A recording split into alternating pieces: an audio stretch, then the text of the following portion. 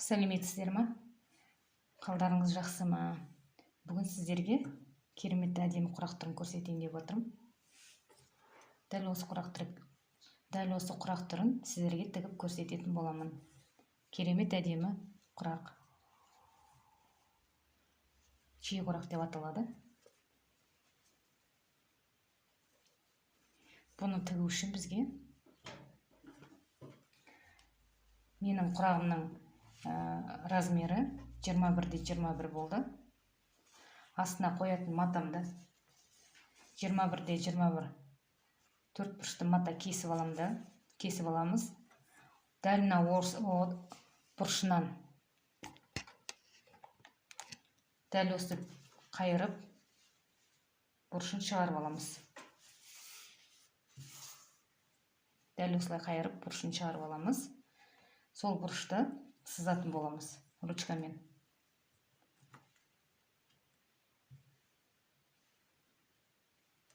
Мен тігіп отырып сөйлегенді онша ұната бермеймін. Сөйлемей тіккенді жақсы көремін.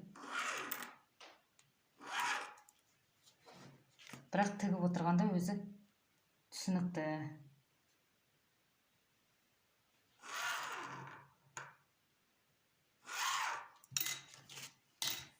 Дәл өстіп ортасын сызып аламыз, белгілеп. Соған ақ матамыздың ені 3 сантиметр. Бұның да ұзындығы ұзын болып қала береді. Көгімізде дәл солай. Ені 3 сантиметр болады. Ұзындығы ұзын болып қала береді. Тігіп отырып, кесіп отырасыздар. Бұған мен ақ қазір төрт бұрышты кесіп аламын. Дәл осы ақ көгімізді, ақ төрт бұрышымызды торабына дәл мына бұрышқа қоямыз. Бұрышын мына сызғанға келтіреміз. Келтіріп, ал енді тігеміз. Бисмиллахир-рахманир-рахим деп. Тікпес бұрын сіздер менің Инстаграм парақшама жазыла кетіңіздер. YouTube арнама тіркеліп, подписаться етіп, колокольчикті басып, комментарий жаза кетіңіздер. Инстаграм парақшамның сілтемесі астында болады, тіркеліңіздер.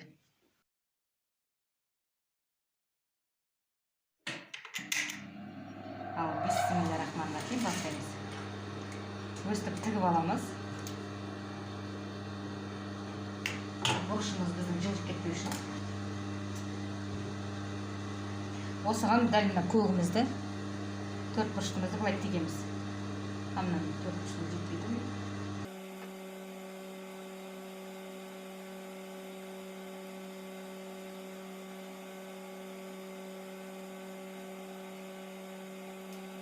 Кішкене мына бұрышын, дәл осы бұрышты кішкене шығарамыз.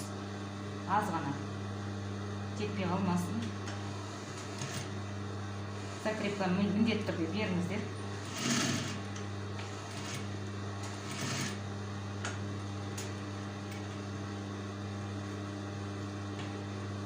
Енді қайырып артығын кесіп алып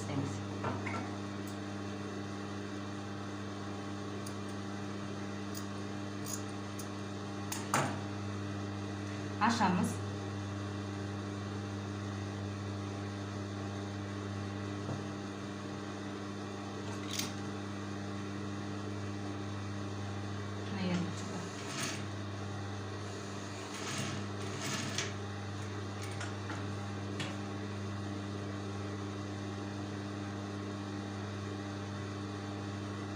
Көгімізді ашып, қайта көк тігетін боламыз.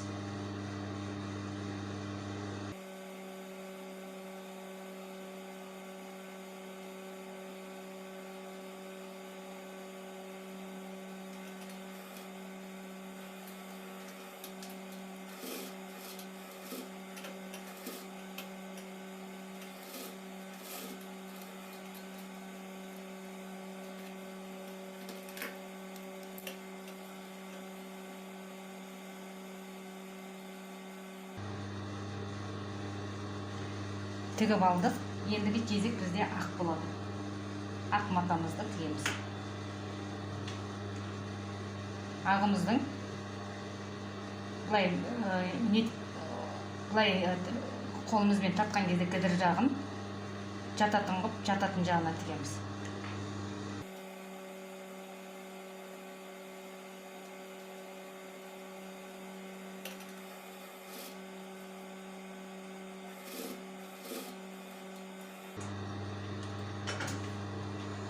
Тігіп алдық. Енді артығын кесеміз.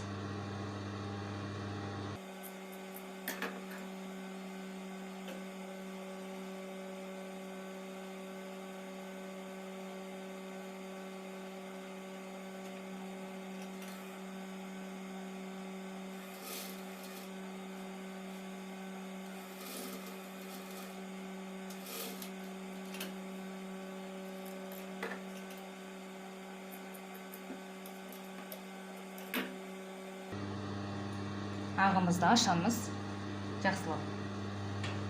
Енді келесі көгімізді тігетін боламыз.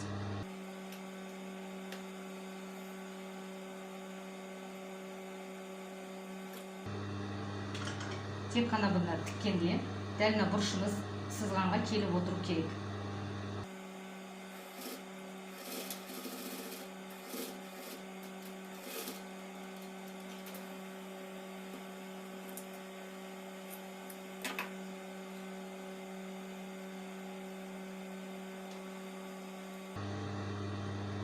Келесі көгіміз тігеміз.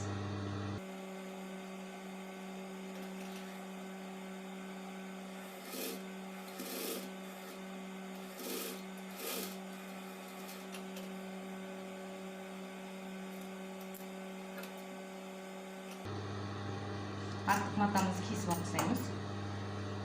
Мінекей біздің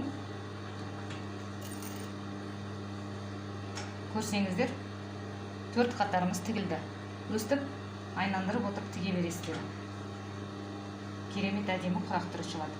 Бұдан подушка тігуге де болады, құрақ көрпе тігуге де болады. Әдемі құрақтардың түрі.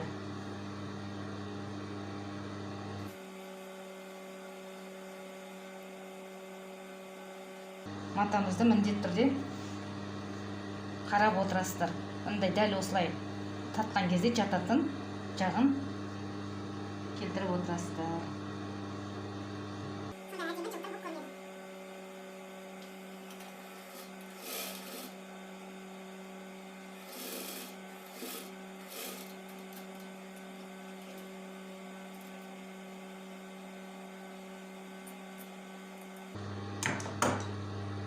Матамызды ашамыз. Енді келесі жағын тігетін боламыз.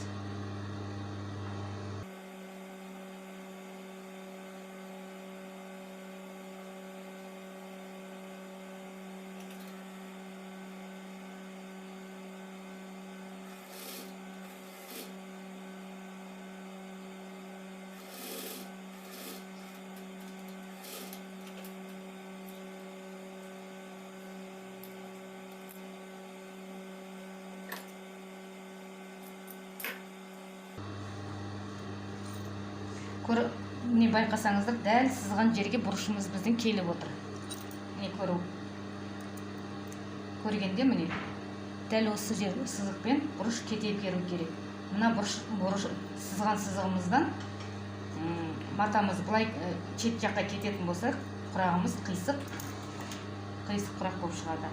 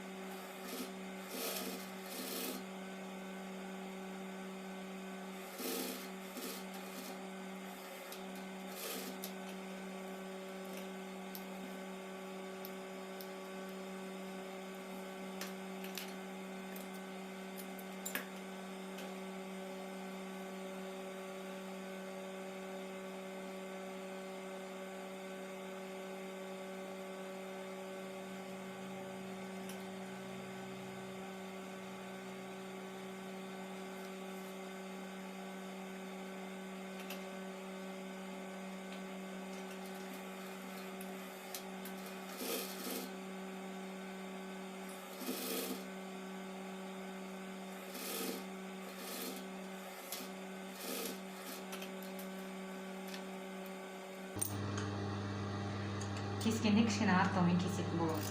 Кесіңіздер, өйткені ашқанда жетпей қалады. Міне менің бұрышым келіп отыр. Сызғанға дәл шығып жатыр. Ендігі кезек бізде ақ матамызды тігетін боламыз.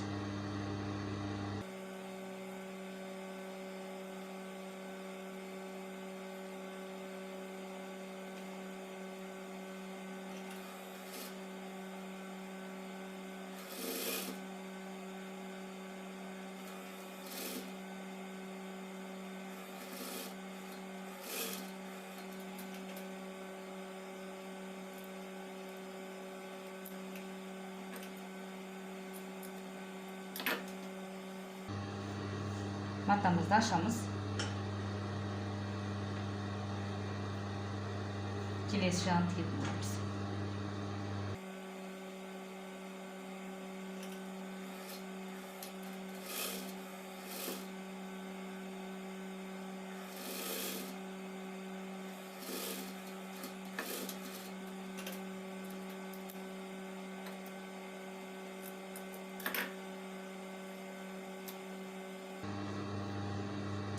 Ашып отырып тігіңіздер, маталарыңыз керемет әдемі шығып отырады. Ендігі кезек бізде көп.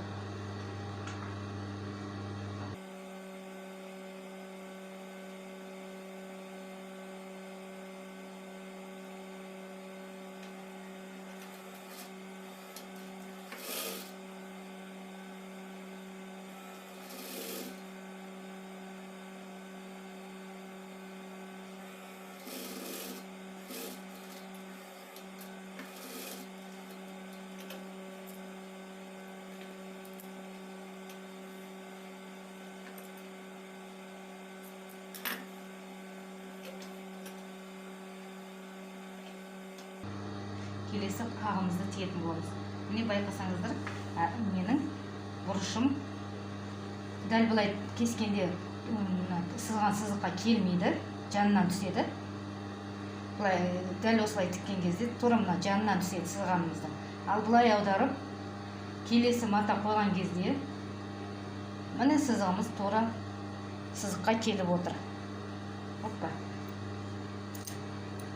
Сызғанымыз дәл осы жерге келіп отыр.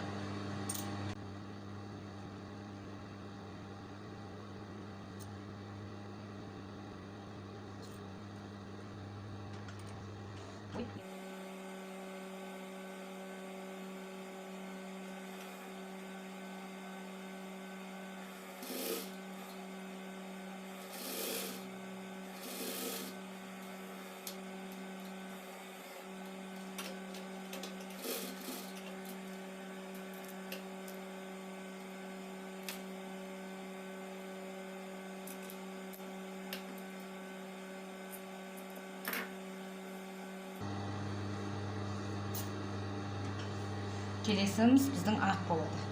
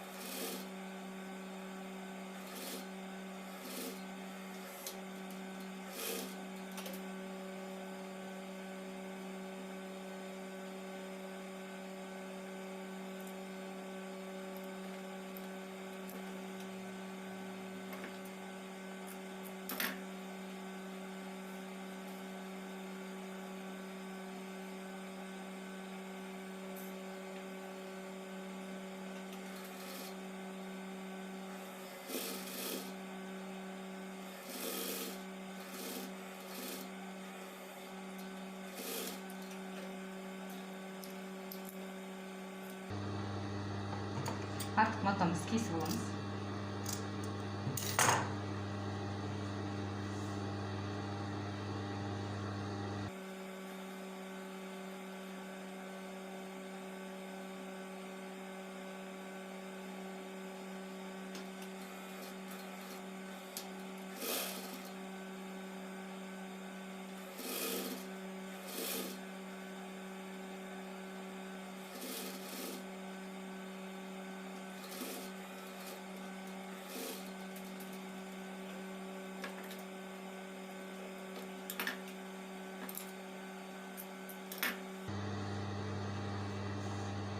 міне көрсеңіздер дәл бұрышы соңына дейін шықты.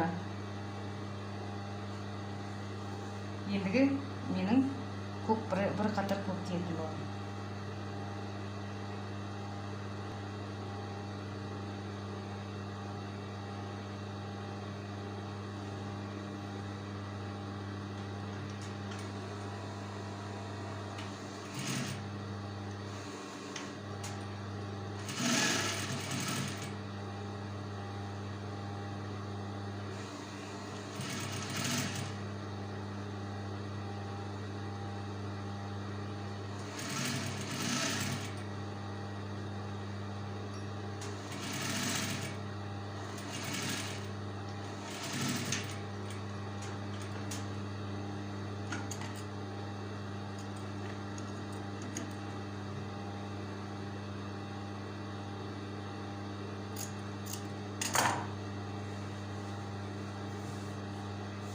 Ендігі кезек бізде сыртын жақсылап айналдырып тігу. Дәл құрағымыз осылай шықты. Керемет құрағымыз тігіліп, әдемі құрақ түрі шықты. Дәл осы құрақты енді артына қаратып матамызды туралап сызып аламыз. Кішкене қанша дегенмен матамыз біраз шыққан жерлері болса кесіп кетіп сызып аламыз ручкамен.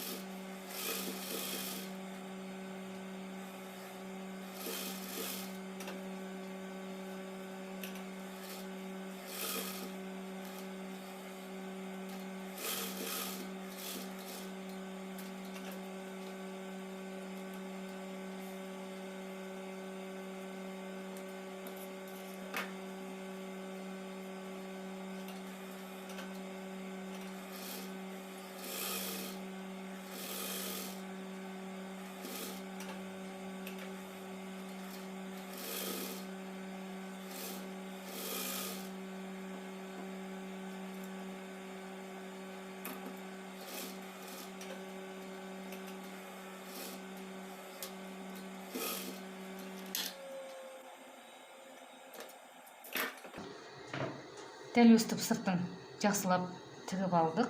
Енді артық маталарымызды кесіп алатын боламыз. Тіккен жібімізді кесіп алмай, біркелкі әдемі кесіп шығамыз.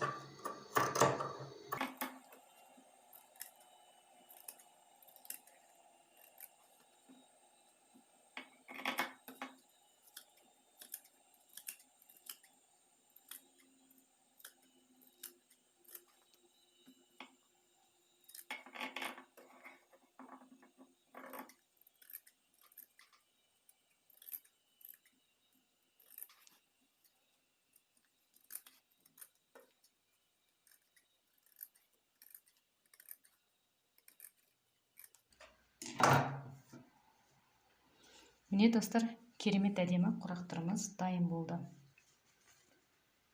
Көрсеңіздер, өте керемет.